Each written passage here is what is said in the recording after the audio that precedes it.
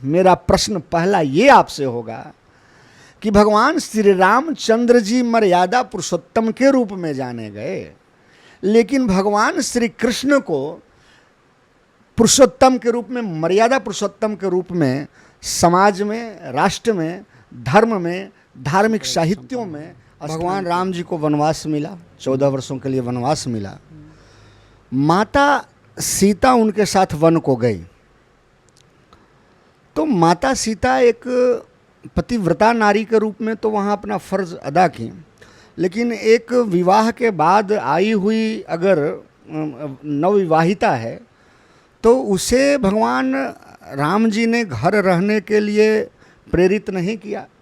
अपने माता पिता यानी कि भगवान राम जो हैं और उधर हनुमान जी महाराज हैं जो सच्चे सेवक हैं भगवान श्री रामचंद्र जी महाराज के, तो अगर भगवान राम को गुरु मान लिया जाए और हनुमान जी महाराज को सेवक मान लिया जाए, तो आज के दौर में भगवान श्री रामचंद्र जी का स्नेह और हनुमान जी का शिष्य के रूप में समर्पण तत्वतः दोनों एक ही हैं।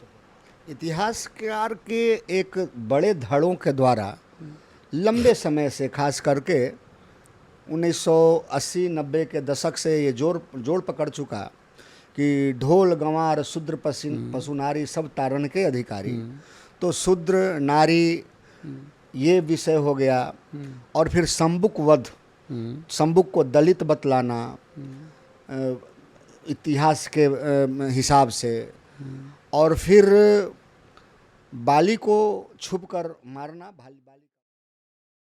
जय श्रीमन नारायण। सबसे पहले आपका हमारे चैनल सोच और खोज में स्वागत है। आप आचार्य राघवेंद्र सरकार जी महाराज हुए, अयोध्या धाम के वासी, और श्री राम कथा और श्रीमद् भागवत कथा सप्ताह के आप कथावाचक हैं। आपका मधुर आवाज़, आपकी जो भाषा की सरलता है और जो भाषा की शुद्धता के साथ भाव का जो प्रकटीकरण है वो हम सबों को खींचता है। इन्हीं कारणों से हम सब ने ये तय किया कि सनातन धर्म के कुछ तथ्यों के साथ, उन प्रश्नों के साथ आपसे जुड़ूं। तो आपका हमारे इस चैनल में स्वागत है। सबसे प्रथम प्रश्न है आपसे कि अभी हम लोग श्री अयोध्या धाम में श्री लक्ष्मी नारायण चातुर्मास महायज्ञ देख रहे हैं। इस यज्ञ के आयोजनकर्ता भागवत भास्कराचार्य श्री श्री 1008 स्वामी पुरुषोत्तमाचार्य जी महाराज हैं। तो स्वामी जी महाराज का नाम ही पुरुषोत्तमाचार्य जी महाराज है, पुरुषोत्तम। और ये धरती अयोध्या जो है ये श्री रामचंद्र जी की भूमि है, उनकी जन्मभूमि है, और उनको मर्यादा पुरुषोत्तम राम कहते हैं। तो नाम की समानता के साथ मेरा प्रश्न पहला ये आपसे होगा कि भगवान श्री रामचंद्र जी मर्यादा पुरुषोत्तम के रूप में जाने गए, लेकिन भगवान श्री कृष्ण को पुरुषोत्तम के रूप में, मर्यादा पुरुषोत्तम के रूप में समाज में, राष्ट्र में, धर्म में, धार्मिक साहित्यों में स्थान क्यों नहीं मिला?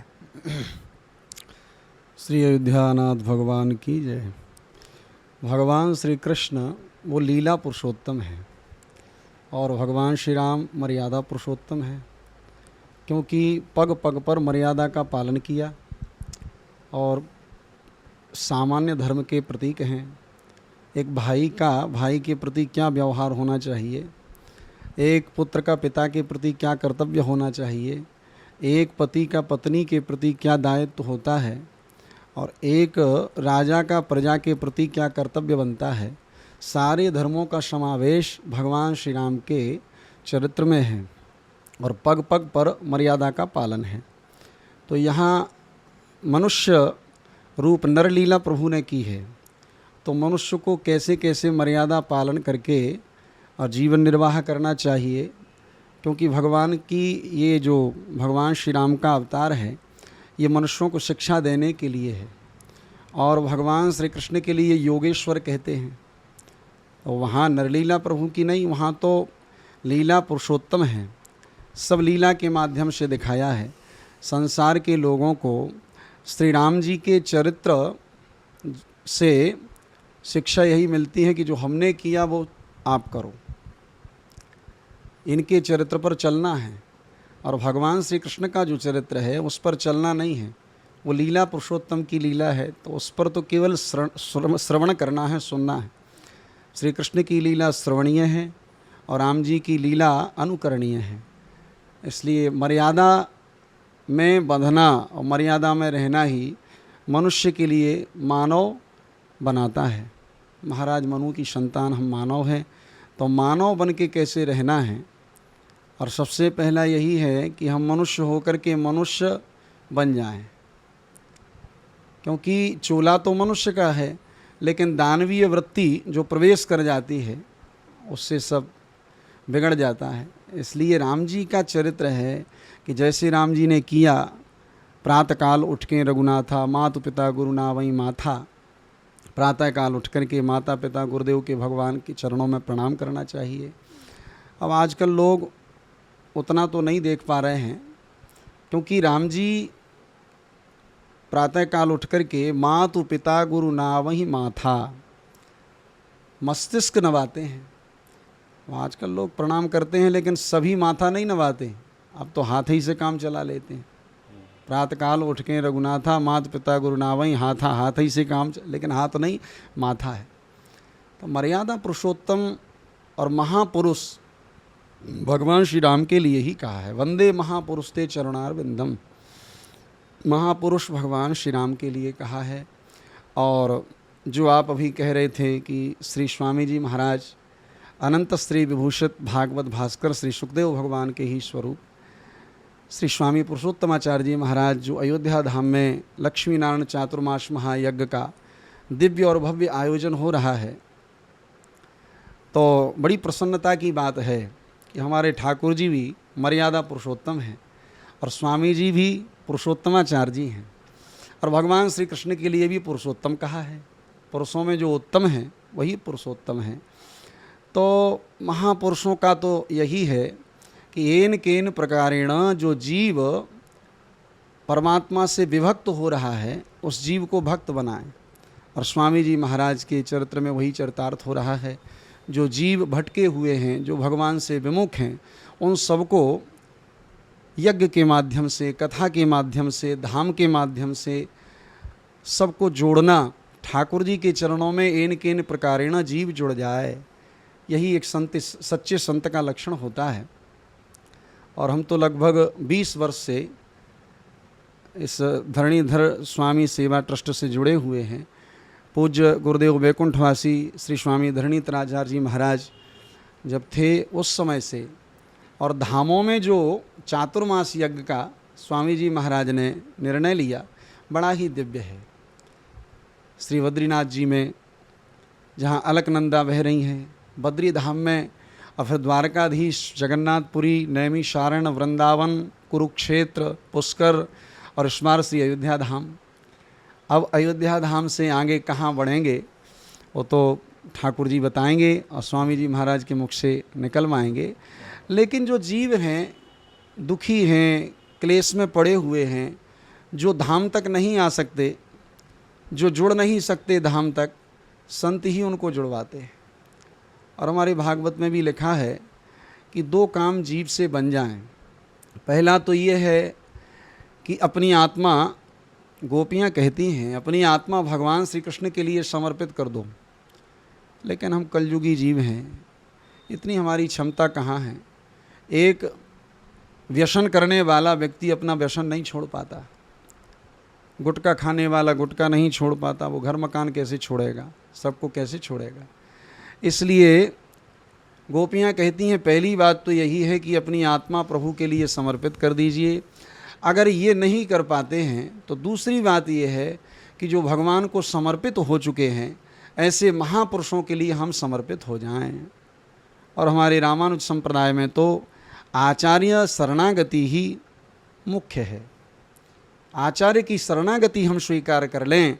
हम डायरेक्ट परमात्मा तक नहीं पहुंच सकते, लेकिन हम आचार्य की शरण में पहुंच जाएं।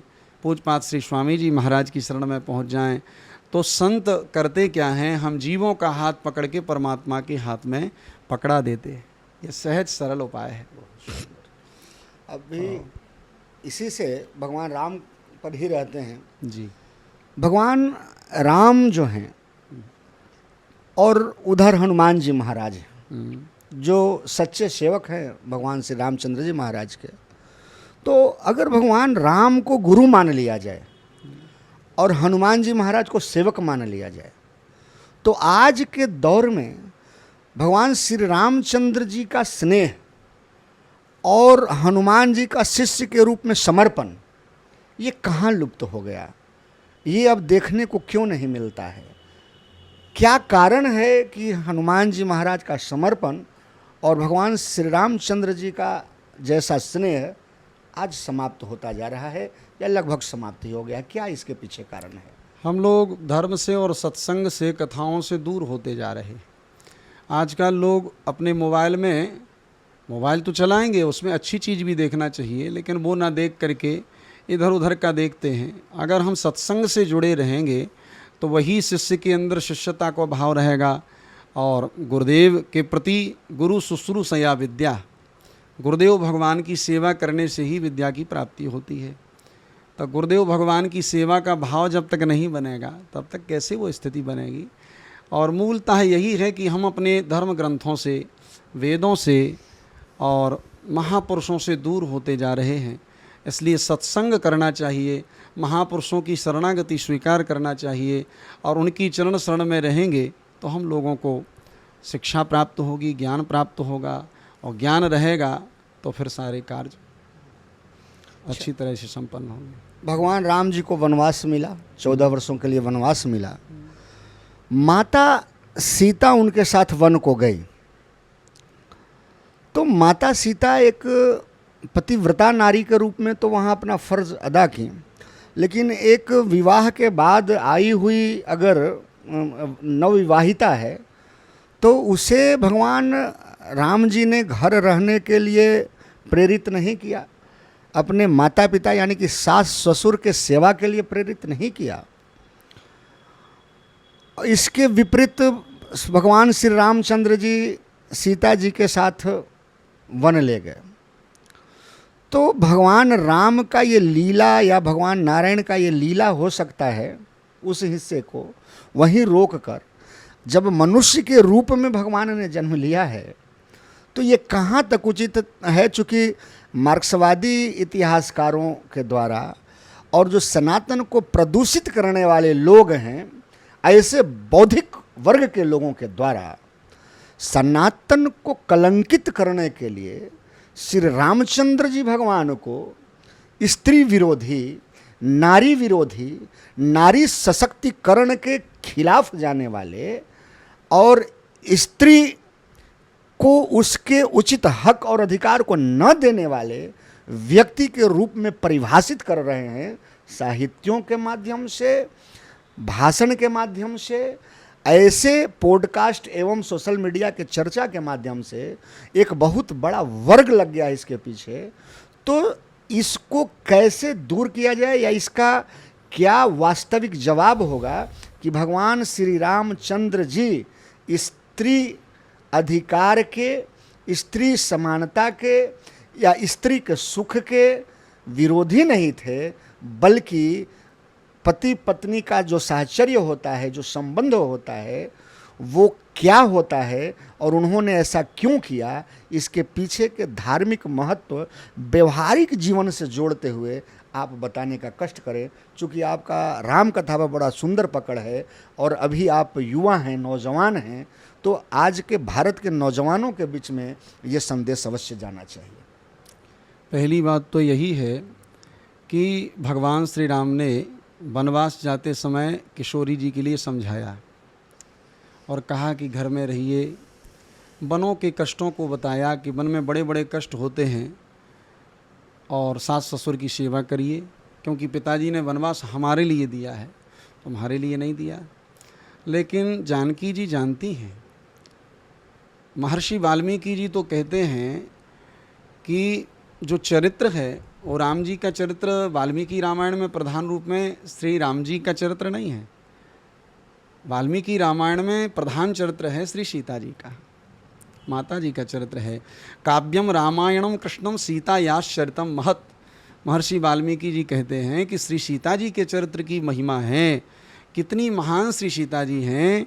राम जी ने जब समझाया अनेक प्रकार से कि ये मान जाएं ना जाएं, लेकिन वो कहती हैं कि जिए बिन देह नदी बिन बारी, तैसे ही नाथ पुरुष बिन नारी। बिना प्राण के देह का क्या अस्तित्व रहेगा, और जिस नदी में जल ही नहीं होगा उस नदी का क्या अस्तित्व रहेगा। इसी प्रकार से कि तन प्राण की केवल प्राणा, या तो तन और प्राण दोनों साथ में जाएंगे, और अगर आप नहीं ले गए तो प्राण तो जाएंगे ही, प्राण नहीं रहेंगे। ये किशोरी जी ने जब कहा तब ठाकुर जी समझ गए कि ये मानेंगी नहीं, साथ में जाएंगी, तब फिर आज्ञा दे दी। इसके बाद में जब ठाकुर जी ने प्रतिज्ञा की है, भगवान श्री राम ने प्रतिज्ञा की और निशाचरों ने वध कर दिया महात्माओं का, हड्डियों का ढेर देखा, भगवान ने कहा कि अरे हड्डियों का ढेर, तो भगवान ने प्रतिज्ञा की कि निश्चरहीन करो मही भुज उठाए प्रणकीन, सकल मुनि के आश्रम जाए जाए सुख दीन। भुजा उठा करके प्रतिज्ञा की कि निशाचरों से हीन कर दूंगा पृथ्वी को। तब माता जानकी ने कहा कि प्रभु आपने प्रतिज्ञा तो ले ली, लेकिन बिना अपराध के आप किसी को मारोगे कैसे? उन निशाचरों ने आपका क्या अपराध किया? आपका कोई अपराध नहीं किया, और बिना अपराध के आप मार कैसे सकते हो? लोग दोष देंगे आपको। राम जी ने कहा प्रतिज्ञा तो हो चुकी है, अब क्या करना है? तो माता जानकी ने कहा कि आपकी इस प्रतिज्ञा को पूर्ण करने के लिए स्वयं मुझे लंका में जाना होगा। ये उन्होंने स्वयं स्वीकार किया कि स्वयं मुझे कुछ कंटकों का मर्दन करके अब मुझे लंका जाना होगा, क्योंकि जब तक कोई अपराध नहीं बनेगा तब तक कैसे आप उस अत्याचारी को मारोगे, पापाचारी को मारोगे। तो वहाँ पर किशोरी जी अपनी इच्छा से गई हैं। जब हनुमान जी महाराज वहाँ पर पहुँचते हैं और देखते हैं निशाचरी सता रही हैं, निशाचरियाँ सता रही हैं, हनुमान जी महाराज के लाल नेत्र हो गए। हनुमान जी महाराज ने कहा कि माँ मैं सबका वध कर दूंगा, अभी सबको मार दूंगा। तो जानकी जी कितनी करुणामयी हैं, उन्होंने कहा हनुमान तुम कहते हो कि हम सबको मार देंगे, ये सता रही हैं तुम्हारे लिए, तो पहली बात तो ये है हमें ये बताएं कि दुनिया में कौन ऐसा व्यक्ति है जिससे कोई अपराध नहीं होता, जिससे कोई भूल नहीं होती? कोई ऐसा है? अगर कोई ऐसा है तो बताओ। और तुम्हें दंड ही देना है तो सबसे पहला दंड मुझे देना होगा, क्योंकि मैंने अपने देवर लक्ष्मण का अपमान किया है। मरम वचन जब सीता बोला, हरि प्रेरित लक्ष्मण मन डोला, ये लीला ही है। तो श्री किशोरी जी भगवान की माया हैं, उन्हीं का भक्ति का भी स्वरूप है, शक्ति का भी स्वरूप है, और बिना शक्ति के शक्तिमान तो अधूरा ही है, इसलिए शक्ति तो साथ में रहेगी। तो श्री किशोरी जी स्वयं आगे बढ़ कर के गईं, अपनी इच्छा से गई हैं। राम जी ने ऐसा कुछ नहीं कहा जो लोग कहते हैं राम जी को ऐसा करना चाहिए, उन्हें ज्ञान ही नहीं है, ना उन्होंने शास्त्रों को पढ़ा है ना ग्रंथों को पढ़ा है। अरे महर्षि वाल्मीकि जी के रामायण को पढ़ें, रामचरितमानस को पढ़ें, ठीक से धर्म ग्रंथों का अध्ययन करेंगे तो वो कभी नहीं कह सकते, क्योंकि मर्यादा पुरुषोत्तम हैं तो उनके तो पग पग पर मर्यादा का पालन उन्होंने किया है। बस बात ये है कि हमारी समझ में नहीं आया तो हम अपने मन से कहने लगे जो कुछ आया मन में, बाकी तो यहाँ पग पग पर मर्यादा का पालन है। और कहीं एक भी कहीं हर नारी का सम्मान ही करते हैं। वो तो माता सबरी का कितना सम्मान करते हैं, भावनी शब्द प्रयोग करते हैं। माँ कहते हैं कह रघुपति सुन भामिनी बाता, मानव एक भगति करनाता। भगवान श्री राम तो पग पग पर नारी की मर्यादा का ही पालन करते हैं। अब देखने में ये लगता है इन्होंने ऐसा किया, लेकिन ऐसा नहीं है, बल्कि जानकी जी की इच्छा से ही हुआ है। श्री किशोरी जी ने अपनी इच्छा व्यक्त की है कि प्रभु आपका चरित्र निष्कलंक रहे।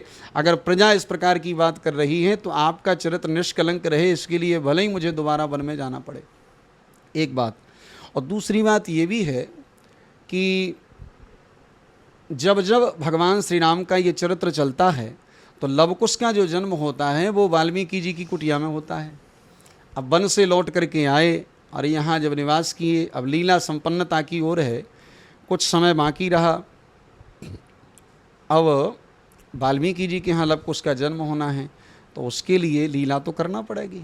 इसलिए वो धोबी की चर्चा वाली लीला करके, उन्हें तो वन में जाना था, वहाँ लव कुश का जन्म होना है। क्योंकि ये नियम बना हुआ है, कल्प कल्प प्रति प्रभु अवतरहि, भगवान लीला करते हैं। और उसी प्रकार से तो राम जी नारी के प्रति कभी घृणा नहीं है। महाराज मनु कहते हैं, यत्र नार्यस्तु पूज्यन्ते रमन्ते तत्र देवता, जहाँ नारी का सम्मान होता है वहाँ देवता निवास करते हैं। और उसी महाराज मनु के वंश में मानव भगवान श्री राम, ये तो मर्यादा पुरुषोत्तम हैं, हमेशा सम्मान किया है नारी जगत का और हमेशा सम्मान ही करते हैं। उन्होंने समझाने का प्रयास किया, लेकिन अपनी इच्छा से किशोरी जी गईं। और आत्मा, देह और प्राण दोनों हैं, इसलिए प्राण तो देह के साथ में जाएगा ही। देह चला जाए प्राण रह जाए, ये हो कैसे सकता है? तत्वतः दोनों एक ही हैं। इतिहासकार के एक बड़े धड़ों के द्वारा लंबे समय से, खास करके 1980-90 के दशक से ये जोड़ पकड़ चुका कि ढोल गंवार शूद्र पशु नारी सब तारण के अधिकारी। तो शूद्र नारी ये विषय हो गया। और फिर शंबुक वध, शंबुक को दलित बतलाना इतिहास के हिसाब से, और फिर बाली को छुपकर मारना, बाली का वध करना। इसमें भगवान राम का जो चरित्र है उसको घेरने का जो प्रयास है वो विधर्मियों के द्वारा होता रहा है बौद्धिक स्तर पर। चूँकि आज जो समय बदला है, तो जो एक आतंकवाद का स्वरूप है जिसको टेररिज्म बोलते हैं, तो क्रॉस बॉर्डर टेररिज्म हुआ करता था, टेररिज्म का एक अपना वो रूप है। तो अब जो है वो कम्युनल जो व्यवस्था है उससे ऊपर उठते हुए इंटेलेक्चुअल टेररिज्म तक अब समय आ गया है, मतलब बौद्धिक आतंकवाद। तो इस बौद्धिक आतंकवाद से कैसे निपटा जाए, और जो बौद्धिक स्तर पर पढ़े लिखे लोग जो हैं वो धर्म को कैसे प्रदूषित कर रहे हैं, इससे बचाने के लिए एक युवा होने के नाते, एक युवा संत होने के नाते आप इन तथ्यों को कैसे परिभाषित करते हैं संक्षेप में, चूंकि जो दर्शक हैं वो हम लोगों के प्रश्न को और जवाब को समझ सकें कि शूद्र गंवार, हाँ, ढोल गंवार पशु नारी जो है, ढोल गंवार शूद्र पशु नारी सब तारण के अधिकारी, और शंबुक वध और बाली का छिपकर वध करना, ये तीनों प्रसंग के माध्यम से राम को घेरने का प्रयास है। श्री रामचंद्र जी भगवान के मर्यादा को घेरने का प्रयास है। हमको पता है कि ये कहीं से नहीं है, चूंकि ये किसी लेखक के द्वारा लिखी गई बातें हैं, उसको परिभाषित। तो इसको आप अपने दृष्टि से एक युवा संत के रूप में कैसे सही साबित करते हैं कि ये कैसे सही है, और विधर्मियों के द्वारा लगाए गए आरोप कैसे गलत है? ढोल गंवार शूद्र पशु नारी सकल ताड़ना के अधिकारी। अब इसमें समझने की बात है, जो गुरु परंपरा से नहीं पढ़ा है वो अपने मन से अर्थ लगाएगा। तो गुरु परंपरा से जो मानस का अध्ययन किया है वही बता सकता है, और ये तो अयोध्या भूमि है। तो इसका गुरुदेव भगवान अर्थ बताते थे कि ढोल गंवार शूद्र पशु नारी सकल ताड़ना के अधिकारी। अधिकारी, जो अधिकारी होगा उसी को ताड़ना पड़ेगा। और ताड़ने का अर्थ पीटना नहीं है, ताड़ने का अर्थ है ताड़ेत शिक्षयेत। एक तो शिक्षा देना है, और दूसरा ताड़ लिया हमने, उसको देख लिया, मैंने परख लिया। अधिकारी परखने से है, अधिकारी शब्द से ही सबका अर्थ है ढोल को देखा जाएगा कि इसको चढ़ाना है कि नहीं चढ़ाना है, और चढ़ा हुआ है उसको फिर ताड़ोगे फूट जाएगा। तो ताड़ने का अधिकारी होगा तब ना ताड़ेंगे। ढोल गंवार समझ जाएंगे कि ये गंवार है, इसको किस प्रकार से कंट्रोल करना चाहिए, अधिकारी है या नहीं। ढोल गंवार शूद्र, अब शूद्र में भक्त भी तो होते हैं। वाल्मीकि जी हुए हैं द्वापर में, स्वपच वाल्मीकि जी भक्त हुए हैं। तो ऐसा नहीं है, जो मुखर मान प्रिय ज्ञान गुमानी, जो अधिकारी होगा ताड़ा उसी को जाएगा। और जो भक्त हैं, जो हम समझ रहे हैं, और पशु भी इसी प्रकार से। एक पशु तो होता है कि अपने खूंटा से गया और चर के सीधा चला आया, और एक पशु होता है दूसरे की फसल नुकसान करेगा, तो हम ताड़ लेंगे ना कि ये अधिकारी है डांटने का।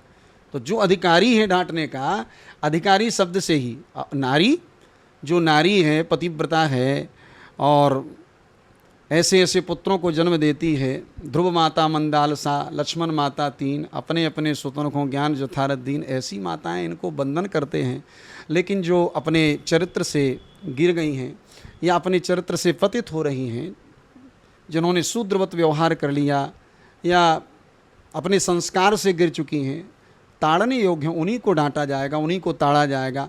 ताड़ने का मतलब डांटना और ताड़ने का मतलब देखना कि ये नारी को किस प्रकार से सुमार्ग में लाया जाए, किस प्रकार से देखा जाए। तो अधिकारी शब्द से ढोल गंवार शूद्र पशु नारी सकल ताड़ना के अधिकारी, जो अधिकारी है वही, और इसमें नारी की निंदा नहीं है, एक बात। और दूसरा संबुक का भी प्रचलित है। तो संबुक का लोग बताते हैं, धर्म ग्रंथों में भी इसका वर्णन है। उस काल में, त्रेता के समय में, अपना अपना एक धर्म, जिस प्रकार से हमारे शरीर के सारे अंग हैं, तो किसी भी अंग से हमको विरोध नहीं है। अगर हमारा हाथ भी कटेगा या पैर में चोट लगेगी तो पीड़ा तो हमको होगी। तो उसी प्रकार से भगवान की व्यवस्था है। चातुर्वर्णम मया सृष्टम गुण कर्म विभागशा, चारों वर्णों का मैंने ही विभाग किया। भगवान कहते हैं श्रीमद् भगवद गीता में, मैंने ही विभाग किया चारों वर्णों का। तो भगवान की बनी बनाई व्यवस्था है, अपने अपने धर्म का पालन करें। ब्राह्मण का धर्म है तपस्या करना, खेती करना, व्यवसाय करना, ये नहीं है। और वो नहीं उससे होता है करे तो उससे भी उधर पोषण कर सकता है, लेकिन धर्म है उसका त्रिकाल संध्या करे, त्रिकाल नहीं बने तो द्विकाल तो संध्या करे ही। तो धर्म से ही अपना, और इसी प्रकार से क्षत्रिय का है रक्षा करना, वैश्य का है धंधा करना, और जो चतुर्थ वर्ण के हैं हमारे, उनका है सेवा करना, तीनों वर्णों की सेवा करना। और जो ब्राह्मण को भजन संध्या से फल प्राप्त होता है, क्षत्रिय को जो रक्षा से, उसी प्रकार से शूद्र वर्ण के जो हमारे भाई हैं चौथे वर्ण के, वो सेवा से उनको वही प्राप्त होगा जो ब्राह्मण को वेद अध्ययन से प्राप्त होगा, क्योंकि भगवान की बनी बनाई व्यवस्था है। तो उस काल में ये भी था कि ब्राह्मण का जो कर्तव्य है, और वो शंबुक नाम का शंबुक कर रहा था, उल्टा लटक करके तपस्या कर रहा था। तो ब्राह्मण बालक की मृत्यु हुई। राम जी पर जब आरोप लगाया तो गुरुदेव वशिष्ठ ने कहा कि लगता है कि कोई शूद्र तपस्या कर रहा है, इसलिए राम इस समय तुम्हारा यही धर्म है कि जाओ जा करके उसका वध करो, क्योंकि उसका धर्म नहीं था, वो उसका धर्म वो नहीं था। उसका धर्म हमने बताया ना, ब्राह्मण को जो वेदाध्ययन करने में फल प्राप्त होगा वो उसको फल प्राप्त होगा, क्योंकि भगवान की ही चारों संतान हैं, सबके लिए अलग अलग। तो इसका मतलब ये नहीं है कि सब एक हो जाओ। लोग कहते हैं कि सब एक हो जाओ, तो गीता में तो भगवान कहते हैं कि वेद पाठी ब्राह्मण भी हो, वेद पाठी ब्राह्मण हो या कुत्ता हो या हाथी हो, सब में समदर्शना, सब में समदर्शी होना। अब लोग समदर्शी का अर्थ समवर्ती समझ लेते हैं, समवर्तिना। जब हम अपने शरीर में समवर्तन नहीं कर सकते, समदर्शन तो करते हैं, क्योंकि पूरा अंग हमारे शरीर के सारे अंग हैं, सबका हम पोषण करते हैं, लेकिन क्या व्यवहार कर सकते हैं? जो काम पैर का है वो पैर ही करेगा, जो हाथ का है वो हाथ करेगा, तो जिस अंग का जो काम है वो करेगा। तो अब इसका मतलब ये नहीं है कि सारे अंगों से सारे काम किए जाएं, तब तो सब भ्रष्ट हो जाएंगे, सब बेकार हो जाएगा। इसलिए हमारे सनातन धर्म में यही व्यवस्था बनाई है, अपने अपने धर्म का पालन करते हुए। और सनातन धर्म यही है कि हमारे द्वारा किसी जीव को दुख ना हो। मूल उद्देश्य यही है कि हमारे द्वारा किसी, हमें जो आचरण प्रिय है वही दूसरे के साथ में करें, हमें जो प्रतिकूल पड़ता है वो दूसरे के साथ ना करें। ये सनातन धर्म का मूल उद्देश्य है। और बाली के ऊपर लोग कहते हैं कि छुप करके बाण मारा, तो उसमें कुछ लोग ये भी कहते हैं कि भगवान श्री राम इसलिए सामने नहीं आए कि वो आधा बल खींच लेता था। इसका प्रमाण कहीं नहीं है, ये मनमुखी है, शास्त्रों में इसका प्रमाण ही नहीं है। और फिर भगवान श्री राम का क्या आधा बल खींचेगा? जिसके बल की कोई गणना हो, सीमा हो, उसका तो बल खींचा जा सकता है। जो अतुलित बल अतुलित प्रभुताई, जयंत कहता है अतुलित बल अतुलित प्रभुताई, मैं मतिमंद जान, जिसके बल की तुलना ही नहीं है तो क्या खींचेगा? लेकिन भगवान श्री राम प्रतिज्ञा कर चुके हैं कि सुन सुग्रीव में मारी हूँ बाली एक ही बाण, और रामो दूरबा न भासते। राम जी दो बार नहीं बोलते, राम जी सत्यवादी हैं, मर्यादा पुरुषोत्तम है, राम जी की वाणी झूठी हो जाएगी। सुग्रीव से प्रतिज्ञा कर ली, और प्रतिज्ञा करने के बाद में जब सुग्रीव की पिटाई हुई तो सुग्रीव आकर के कहता है कि बंधु न होय मोर यह काला, प्रभु मेरा भाई नहीं है वो तो मेरा काल है, आप इसको मारिए। ठाकुर जी ने कहा देखो पहले तो गिड़गिड़ा करके चरणों में गिरा और हमसे प्रतिज्ञा करवा दी, और इसके बाद में कहता है कि बंधु न होय मोर यह काला, ये मेरा काल है इसको मारो। ठाकुर जी ने कहा मेरी प्रतिज्ञा का क्या होगा, फिर मेरी प्रतिज्ञा का क्या होगा। इसलिए प्रतिज्ञा पालन करने के लिए भी भगवान ने ये किया। और दूसरा, साधारण वानर नहीं है बाली, वो देवत्व है, उसके अंदर देवता है, इंद्र के अंश से है बाली। साधारण बंदर कोई ये करतूत कर देता, सुग्रीव की पत्नी को रख लेता, लेकिन ये साधारण नहीं, ये देवत्व है। देवत्व होते हुए ऐसा किया। भगवान ने कहा मर्यादा में रही, मर्यादा की शिक्षा देते हैं जी। बड़ा सुंदर जवाब। इसी प्रश्न से एक और प्रश्न निकला कि राम ने प्रतिज्ञा, भगवान श्री रामचंद्र जी ने प्रतिज्ञा किया बाली को मारने के लिए सुग्रीव को वचन देकर। तो जब प्रतिज्ञा का प्रश्न आता है तो ये प्रतिज्ञा हुआ सत्य की स्थापना के लिए, और देवत्व की भावना जिसके अंदर है वो दानव के रास्ते पे गुजर गया, उसको रास्ते पे लाने के लिए। तो फिर महाभारत काल में जो भीष्म का प्रतिज्ञा है और ये जो भगवान राम की प्रतिज्ञा है, तो दोनों प्रतिज्ञा ही है। लेकिन धीरे धीरे जो समाज में है, सनातन में है, वो भीष्म की प्रतिज्ञा ने स्थान पाया और राम की प्रतिज्ञा की चर्चा नहीं होती है। जब भी लोक जनमानस में बातचीत के क्रम में अगर किसी सर्टिनिटी की, निश्चितता की, अस्थायित्व की, प्रण की बात होती है तो वहाँ भीष्म प्रतिज्ञा की बात होती है कि ये भीष्म प्रतिज्ञा है, मैं कर रहूँगा। राम प्रतिज्ञा की चर्चा क्यों नहीं होती? राम के जगह पर भीष्म प्रतिज्ञा क्यों? भीष्म माने कठिन होता है। पहले इनका नाम देवव्रत था, देवव्रत नाम था। काशीराज की कन्या सत्यवती को देखा, महाराज संतनु के मन में देखने के लिए गए तो मन में आया कि इनके साथ में विवाह हो, लेकिन वो जानते थे कि उत्तराधिकारी तो भीष्म ही होंगे, हमारी बेटी के द्वारा जो होगा हस्तिनापुर का उत्तराधिकारी नहीं होगा। तो उन्होंने मना कर दिया कि आप अपने पुत्र के लिए हाथ मांगें तो ठीक है। लौट करके आ गए, उदास थे। कारण पता चला देवव्रत के लिए, तो देवव्रत गए और बोले हम आपकी पुत्री का हाथ अपने पिताजी के लिए मांगने आए हैं। तो बोले उत्तराधिकारी कौन बनेगा? तो बोले मैं प्रतिज्ञा करता हूँ कि आजीवन ब्रह्मचर्य का पालन करूँगा। ये प्रतिज्ञा करने से देवव्रत ने जब प्रतिज्ञा की तो आकाशवाणी हुई कि भीष्म भीष्म भीष्म, क्योंकि इतनी कठिन और कठोर प्रतिज्ञा कोई कर नहीं सकता अपने पिता के लिए, इसलिए भीष्म माने कठिन होती है। ऐसी कठिन प्रतिज्ञा की है कि अपने जवानी के लिए, अपने जीवन के लिए, पिता की प्रसन्नता के लिए न्यौछावर कर दिया। पिताजी भी प्रसन्न हो गए कि धन्य है ऐसा पुत्र, तो बेटा मेरा भी आशीर्वाद है। देवी भागवत में कथा आई है, मेरा भी आशीर्वाद है कि जब तुम इच्छा करोगे तभी मृत्यु तुम्हें छू सकती है, इसलिए इच्छा मृत्यु का वरदान प्राप्त हुआ।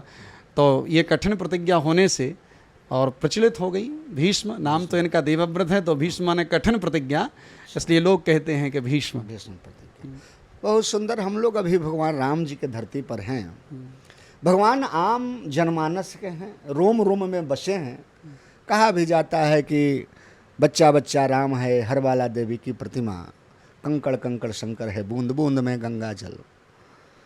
तो क्या 21वीं शताब्दी के आरंभ में और 20वीं शताब्दी के अंत में भारत में भगवान राम या राम का नाम केवल राजनीतिक फायदे के लिए रह गया, इसलिए आम जनमानस के एक बड़े हिस्से से राम कटते जा रहे हैं, या कोई और कारण है? क्या कारण है कि भगवान राम को लेकर भारत में इस तरह का जीच है, इस तरह का जो है वो द्वंद्व है कि एक बहुत बड़ा वर्ग जय श्री राम कहते ही आक्रोशित हो जाता है, उद्वेलित हो जाता है, और एक वर्ग इनके नाम को तो लेता है, जयकारी करता है, लेकिन भगवान राम के द्वारा बताए गए रास्ते पर उनकी मर्यादा को, उनके जीवन के आदर्शों को जी नहीं पाता है। तो क्या इसके पीछे कारण है?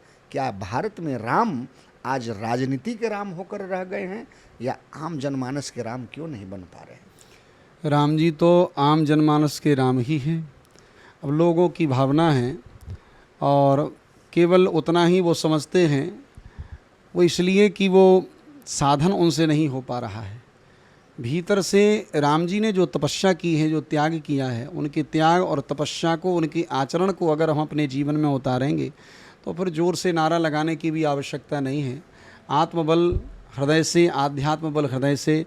और राम जी तो रमनते योगिनानंदे सत्यानंदे चिदात्मनि इति राम, जो योगियों के मन में रमण करे, जो कण कण में रमण करे, हर जीव के हृदय में रमण करे, वो राम हैं। तो प्रधान तो यही है कि राम जी के आचरणों का हम आचरणों पर चलें, उनके चरित्रों का चिंतन करें, तो हमारी आध्यात्मिक ऊर्जा बढ़ेगी और इसी से कल्याण होगा। और फिर जय श्री राम तो भगवान का नाम है, और श्री राम जय जय राम ये विजय मंत्र है, इसलिए भी विजय मिलती ही है लोगों को। जय श्री राम का नारा भी एक अद्भुत है, और श्री राम जय जय राम ये विजय श्री मंत्र है। जब हमारे प्रधानमंत्री जी यहाँ आए तो पूज्य श्री रंगवाटिका वाले महाराज जी बता रहे थे कि ओरछा में श्री राम जय जय राम इस मंत्र का जाप करवाया गया। अच्छा, हाँ, इस मंत्र का जाप कराओ। करोड़ों की संख्या में जाप हुआ कि, और किस लिए जाप हुआ कि हमारे भारतवर्ष में कोई अच्छा सुशासक आवे। इसके बाद में हमारे माननीय प्रधानमंत्री मोदी जी आए हैं, बाद में आए हैं, पहले जाप हुआ है। और जाप इसीलिए हुआ था कि अच्छा शासक आवे जो हमारे भारत को चला सके। अच्छा, तो संतों की नज़र में हाँ नरेंद्र मोदी जी भारत के लिए अच्छे शासक हैं जी। तो क्या वर्तमान परिदृश्य में संतों को ऐसा नहीं लगता कि मोदी जी से अच्छे योगी जी भारत के प्रधानमंत्री हो सकते हैं? बिल्कुल है, सबके लिए आशा ही है कि मोदी जी के बाद में एक योगी जी ही दिख रहे हैं, वही योगी। हम तो तरह तरह के लोगों से मिलते हैं, उत्तर प्रदेश में भी ऑटो पे बैठते हैं तो लोगों से बात करते हैं। हमने पूछा कि अयोध्या जी में जी आप लोग सीट हार गए लोकसभा का, संतों की नगरी है, राम की नगरी है, राम का मंदिर बनवा दिया, तो बड़ा ही एक ऑटो वाले ने ज्ञान खोलने वाली बात कही। तो एक पंक्ति उन्होंने राजनीति से कही, दूसरी पंक्ति धर्म से कही। राजनीति वाली बात उन्होंने क्या कही कि महाराज हुआ ऐसा कि भाजपा के दो ही चेहरे हैं सनातन के, एक मोदी और एक योगी। और 24 के चुनाव में इन्होंने नारा दिया अब की बार 400 पार। तो मेरे गली गली में आके प्रखंड और मंडल लेवल के कार्यकर्ता भी बोलने लगे अब की बार 400 पार। अरे तो तुम कुछ नहीं हो, कुछ नहीं करते हो। अगर ये बात मोदी और योगी बोले तो समझ में आता है अब की बार 400 पार, लेकिन यहाँ लोग जो हैं वो योगी को मानते हैं, और योगी का मान सम्मान संत समाज में और भारतीय राजनीति में कम हुआ। उसका दुष्परिणाम हुआ कि उत्तर प्रदेश में संतों का झुकान, आम मतदाताओं का झुकान मोदी जी के प्रति और भाजपा के प्रति घट गया, इसलिए सीटों की संख्या घट गई। तो योगी जी ही भारत के भविष्य हैं और भारत को एक गर्वित देश और विश्व गुरु बना सकते हैं, वही हैं। तो आज अयोध्या धाम इस रूप में है। उत्तर प्रदेश जैसा बिगड़ा हुआ प्रदेश आज उत्तम प्रदेश बनने की ओर अग्रसर है। तो क्या आम साधु समाज से जो आप मिलते हैं अयोध्या में, या आप व्यक्तिगत तौर पर मोदी जी के जगह पर अब योगी जी के रूप में, योगी जी को प्रधानमंत्री के रूप में देखना पसंद करेंगे? जी अवश्य। बहुत बड़ी बात है ये कि ये आम जनमानस और संतों का ये है कि मोदी जी के जगह पर योगी जी को अब ये देश प्रधानमंत्री के तौर पर देखना चाहता है। चलते चलते अंतिम प्रश्न आपसे कि इस धराधाम पर सब लोग जन्म लिए हैं और मृत्यु एक सत्य है। तो भगवान नारायण के 10 अवतार, मुख्य अवतारों में जो भी हैं, कच्छप अवतार, वराह अवतार की तो छोड़ दें, हम भगवान राम और कृष्ण की ही बात कर लें। तो जब मनुष्य की मृत्यु होती है तो हम जो अंतिम संस्कार के क्रम में जाते हैं तो बोलते हैं राम नाम सत्य है। ऐसा क्यों नहीं बोलते कि कृष्ण नाम सत्य है, परशुराम नाम सत्य है, वामन नाम सत्य है, वराह नाम सत्य है, कच्छप नाम सत्य है, राम नाम ही सत्य क्यों? नारद जी ने भगवान से ये वरदान मांगा है रामचरितमानस में कि प्रभु आपके सभी नाम हैं, लेकिन राम सकल नामन ते अधिका, हो नाथ अग खग गण बधिका। जो है पाप रूपी पक्षी को मारने के लिए आपका जो राम नाम है यही सबसे श्रेष्ठ हो और सबसे अग्रगण्य हो, आगे हो। तो एक तो नारद जी ने भगवान से मांगा है कि राम सकल नामंते अधिका। और दूसरी बात, राम नाम जो है, गोस्वामी जी महाराज कहते हैं, बंदो नाम राम रघुवर को हेतु कृसानु भानु हिम कर को। राम नाम की वंदना करते हुए गोस्वामी जी महाराज कहते हैं कि ये भानु, कृषाणु और हिमकर, ये तीनों का संबंध है इससे। जैसे राम नाम जो अक्षर है, इसमें रकार है, अकार है, मकार है। कृषाणु में अगर कृषाणु से रा हटा लिया जाए तो कसानु हो जाएगा, कोई अर्थ नहीं। और भानु में से डंडा निकाल दिया जाए तो भनु हो जाएगा। और हिमकर में से माँ हटा दिया जाए तो हिकर हो जाएगा। तो अग्नि जो है, रकार जो है वो अग्नि तत्व है, और आकार जो है वो ज्ञान तत्व है, और मकार जो है वो वैराग्य तत्व है, भक्ति तत्व है। तो इसी प्रकार से, जिस प्रकार से सूर्य को जो प्रकाश मिलता है वो आकार से है, अग्नि में जो दाहित्वता की शक्ति है वो रकार की है, और चंद्रमा में जो शीतलता की शक्ति है वो मकार की है। माने सारे संसार में अग्नि है, सूर्य है, चंद्र है, इनसे पोषण हो रहा है जीवों का। ये सब राम नाम से ही निकले हैं। इसलिए राम नाम की बहुत बड़ी महिमा है। राम सकल नामनते अधिका हो नाथ अग खगन बधिका। इसलिए राम से ही ये प्रारंभ हुआ है, राम पर ही अंत होता है इस जीवन का।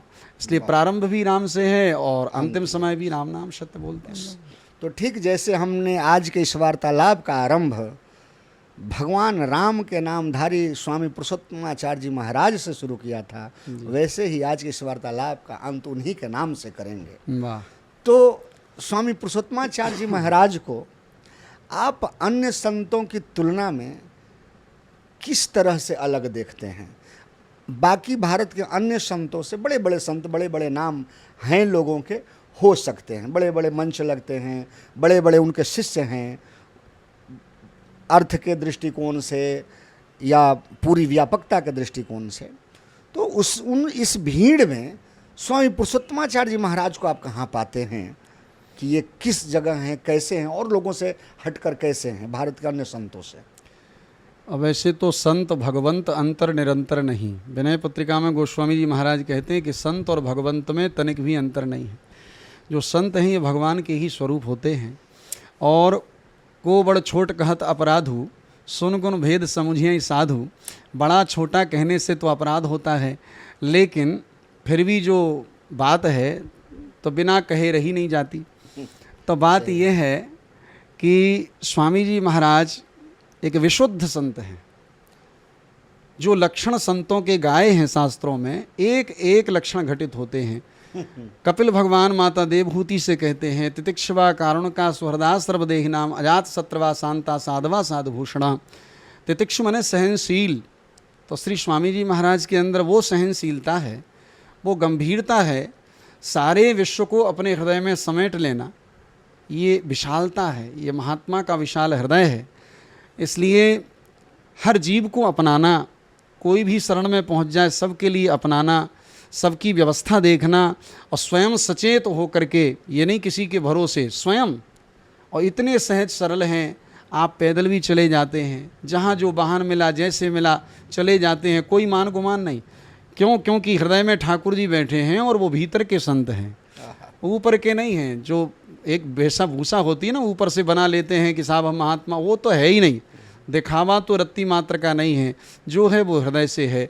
और भैया बात यही है कि अपने बिंब को जो सजा लेता है उसका प्रतिबिंब अपने आप सुंदर हो जाता है। बहुत सुंदर। इसलिए बिंब अपने हृदय को जिसने सजाया, ब्रह्मचर्य का पालन किया, अपने आध्यात्म को सजाया और अपने इष्ट और गुरुदेव का चिंतन किया, इष्ट गुरुदेव की शरणागति जिसने स्वीकार कर ली, मानो उसका बिंब तैयार है। हमारा चेहरा अगर सुंदर है तो दर्पण में सुंदर दिखेगा।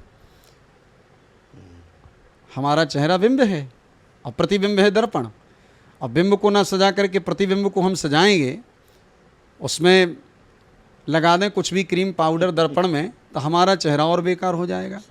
और आजकल देखने में आ रहा है कि लोग प्रतिबिंब सजाने में लगे हुए हैं। जब तक वृक्ष की जड़ में पानी नहीं डाला जाएगा तब तक वृक्ष हरा भरा नहीं होगा। केवल पत्ता पहुँचने से नहीं होगा कि चमक जाए वृक्ष, तो हमारे श्री स्वामी जी महाराज का जो कार्य है, श्री लक्ष्मी नारायण चातुर्मास महायज्ञ करना, जगह जगह यज्ञ कथा करना, ये सब क्या है, मूल में भगवान श्रीमन नारायण और उनका यजन करना, उनकी आराधना करना।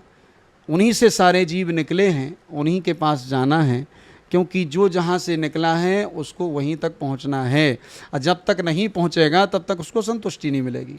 जल समुद्र से भाप बन करके उड़ा, आकाश में पहुंचा, बादल बन करके, मेघ बन करके पर्वतों पे आया, नदियों में आया, और कई चोट चपेट खाते हुए फिर जब तक समुद्र में नहीं पहुंच जाता तब तक उसको शांति नहीं मिलती। तो ये जीव भी ईश्वर अंश जीव अविनाशी, ये ईश्वर का ही अंश है, और संसार में आया है तो अनेक मार्गों में उलझते हुए जब तक ईश्वर की प्राप्ति नहीं करा देता तब तक उसे शांति नहीं मिलती। तो पूज्य श्री स्वामी जी महाराज का यही उद्देश्य है कि परमात्मा की प्राप्ति जीव को हो जाए, भगवान की भक्ति की प्राप्ति हो जाए और जीव भक्त बन जाए। इसी प्रकार से परम वैराग्य स्वरूप धारण किए हुए श्री स्वामी जी महाराज और अपने हृदय में गुरुदेव भगवान का आशीर्वचन, और गुरुदेव भगवान भी ऐसे थे, हमने तो दर्शन किया उनका, पूजपात वैकुंठवासी स्वामी श्री धरणीधराचार्य जी महाराज श्री सद्गुरुदेव भगवान दर्शन किया, जिस समय मुस्कुराते थे, श्वेत केश, श्वेत दाढ़ी और ऐसा श्वेत ऊर्ध्वपुंड, जब मुस्कुराते थे हमसे तो कहते थे खूब कहली अपनी भाषा में कि बहुत अच्छा कहे। तो हमें तो उनके अंदर भगवान नरसिंह का दर्शन होता था। ऐसे श्री सद्गुरुदेव भगवान और उनके ऐसे सुयोग्य शिष्य हुए हमारे स्वामी जी महाराज, जो आज धर्म की ध्वजा को पूरे विश्व भर में लहरा रहे हैं। जहाँ जहाँ जिस धाम में जा रहे हैं जय जयकार हो रही है। ऐसे श्री स्वामी जी महाराज को हम भी प्रणाम करते हैं, दंडवत निवेदित करते हैं। बहुत सुंदर वार्तालाप रहा। सारे प्रश्नों का आपने जवाब बड़ा ही बेबाकी से दिया, सटीकता के साथ दिया। धर्म के प्रश्नों का जवाब धार्मिक साहित्यों के माध्यम से दिया। इस पूरे वार्तालाप के लिए मैं आनंद प्रकाश विद्यार्थी और हमारे टीम के समस्त मेंबर, कमलेश कुमार शर्मा जी, चंद्रशेखर कुमार जी, संदीप कुमार जी, सूरज प्रताप सिंह, बिट्टू कुमार जी और अविनाश कुमार प्रभाकर जी, संपूर्ण टीम के साथ मैं आपका आभार व्यक्त करता हूं कि आपने इतना बहुमूल्य समय सोच और खोज चैनल के लिए दिया। और हमें आशा है कि ये यहाँ का जो आरंभ है, आपका आशीर्वाद इस चैनल को और इस पूरी टीम को मिलता रहेगा। बिल्कुल बिल्कुल। जय श्रीमन नारायण। जय जय श्री सीताराम। जय।